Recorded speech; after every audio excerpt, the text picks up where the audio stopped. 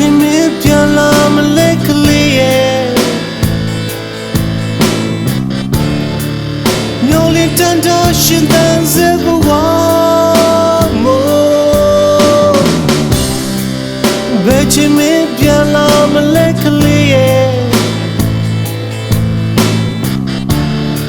အရင်လိုနေရဲ့အချင်နဲ့လေးတွေတန်တာနေစေ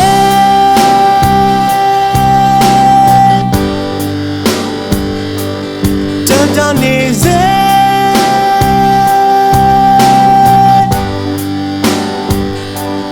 တန်တာနေစေအလုံးကငါရဲ့အမဆိုလေပြီးခဲ့တဲ့ဖြစ်တွေကိုကြည်ပြူစွာသိမ့်ပိုက်